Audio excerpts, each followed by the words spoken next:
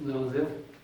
오늘은 천간 지난 시간까지 천간 열 글자에 대해서 물상론에서 바라봤는데 오늘은 좀 마무리도 하고 좀 중요한 거기 때문에 한번 나눠 가지고 설명을 드리는 겁니다. 물이 깨끗하지 않아. 깨끗한 물을 우리가 청수라고 그러죠. 맑을 청자. 흐린 탁한 수는 탁수. 오염된 물은 탁수라고 하잖아요. 근데 사주 구성에서 예를 들어서 무토일간인데 계수나 임수가 있다. 이게 돈이죠, 재. 근데 그 계수나 임수가 탁수인지 청수인지를 구분 못하면은 그게 잘 안 맞는다는 거예요. 예. 근데 이제 사주 이론에서는 이런 게 없어요. 물상에서 나오는 거기 때문에 좀 특이한 거기 때문에 이제 말씀을 드리는 거예요. 자, 구독은 무료입니다. 구독을 꾹 눌러주시면 힘이 불끈 솟아납니다. 열심히 하겠습니다. 자, 이제 탁수가 되면 건강이라든가 가정에 문제가 발생, 그 다음에 재물운이 사라지고, 명예가 실추되고, 그 다음에 부부 사이가 문제 구체적으로 얘기하면 이별이나 각방수 혹은 사별할 수 있다는 거예요. 그러니까 기본적으로 우리가 잘 아는 거잖아요. 물이 탁하면은 우리 인체를 구성하는 80%가 물인데 우리가 좋은 물을 먹지 못하면 몸에서 병이 생기잖아요. 그런 거예요. 여기 병도 생겨주다. 병 발생. 그러면 자, 천간에 탁수가 있는 걸 보면은 천간에 자, 무토 큰 산으로 큰 물을 막기만 하고 주위에 나무가 없을 때 이게 탁수라는 거예요. 또 음개념으로 봤을 때 적은 수량의 계수가 있는데 기토로 막았을 때 나무가 없으면 이것도 탁수. 똑같은 개념이죠. 기토인데 임수를 가다 놓으면 어떻게 돼? 이 기토가 붕괴되겠죠. 간목이 있으면 또 마찬가지죠. 구획된 적은 땅에 큰 나무를 심으면 토가 또 붕괴된다는 거예요. 이때도 탁수 현상이 일어나고요. 자, 기토에 을목을 심었는데 이때 임수가 있을 때 또 이것이 기토가 붕괴된다. 자, 무게 합이 되면 기본적으로 탁수예요. 이 상태가. 기본적으로 탁수인데 이때 간목이 이렇게 다 있으면 이건 물이 고갈되는 상태고 을목이 들으면 탁수가 되는 상태라는 거예요. 물이 많은데 땅이 없다. 이때는 기본적으로 맑은 물이에요. 물은 적은데 땅이 많다.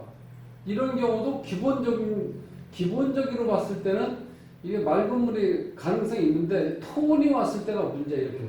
토온이 오면 탁수로 바뀐다는 거예요. 자체가. 요건 이제 천간의 탁수고요. 지지의 탁수는 지지에서 보면 진토하고 축토가 딱 걸리면 이거 습토이면서 이게 습기를 머금고 있기 때문에 이걸 우리가 뻐륵이라고 보시면 돼요. 뻐륵 상태가 어떤 물을 이렇게 가둘 수가 없잖아. 가두면 물 자체가 탁수가 되어버리죠. 그래서 이제 이 삼합으로 갔을 때 신자진이 이렇게 엮였을 때는 이게 지금 뻐륵이 있었기 때문에 신자진 이 물 자체가 탁수고 해자축일 때는 해자축이나 사유축이 있을 때 이 축토가 들어오기 때문에 이 물이 흐려진다는 거예요. 기본적으로. 여기 이런 경우는 자, 금 자체가 흐려진 자체이기 때문에 이게 물을 생하면 그 물이 탁수로 바뀐다는 거예요.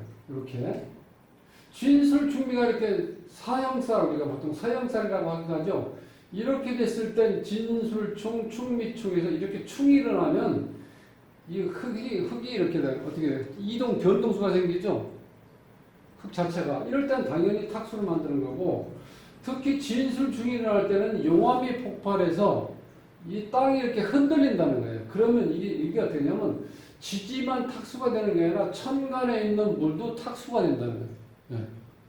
그럼 우리가 자, 탁수를 막는 방법은 천간에 예를 들어서 기토가 있는데 을목이 없다든지 그 다음에 무토가 있는데 간목이 없을 때는 이때는 탁수가 일어나는데 목과 관련된 일은 교육이나 건축, 사람 상대하는 일, 뭐 출판 그런 것과 관련 일 하면은 목이 있는 것과 같은 작용을 해서 탁수가 안 된다 이런 말이에요.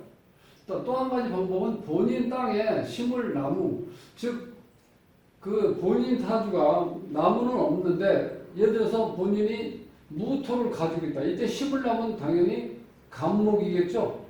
이럴 땐 배우자가 간목이 있는 경우는 그런 배우자를 선택하면은 내 땅에 간목을 심은 것과 같은 역할. 즉 그렇게 해서 그 어떤 현상이 일어나냐? 청수가 된다는 거예요. 네, 탁수가 아니고. 자, 수량이 적어서 탁수가 됐을 때는 수량을 증가시켜주는 금이 있죠. 금생수니까. 금과 관련된 일이니까 이거는 이제 법이라든가 금융이라든가 뭐 보험, 의학, 생명공학 그런 거와 관련된 일이 했을 때는 수량이 늘어나기 때문에 이 탁수를 방지할 수 있다. 수량이 많아서 탁수가 있을 때는 이제 반대죠. 수량이 많을 때 물을 흘려보내야 되죠.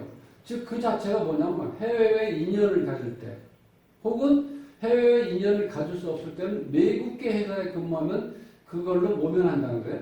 또 물과 관련된 일을 했을 때 해외라든가 유통이라든가 음식업이라든가 이런 걸 했을 때는 수량이 많은 경우는 많은 물을 소모하는 효과가 있죠. 그랬을 때는 이 탁수를 방지하는, 즉 탁수를 막을 수 있는 방법이 된다는 거예요.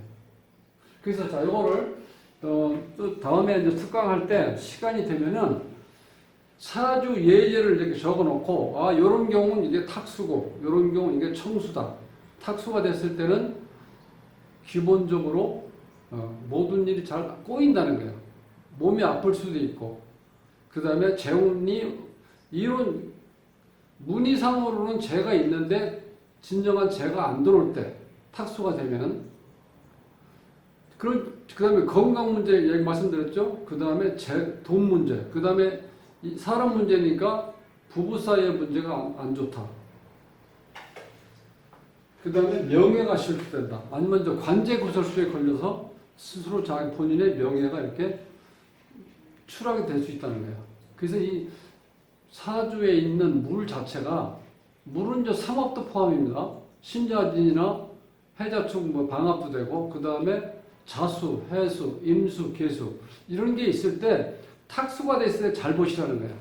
그걸 잘못 보면 이론상으로 우리가 대입을 해서 식재가 하고 재가 연결됐을 때 재가 무토, 기토일 간에 임수나 계수가 있을 때 그게 재인데 식상하고 연결이 잘 돼 있어도 돈이 돈다 혹은 돈을 잘 벌 수 있게 이렇게 얘기하면 안 맞는다는 거예요.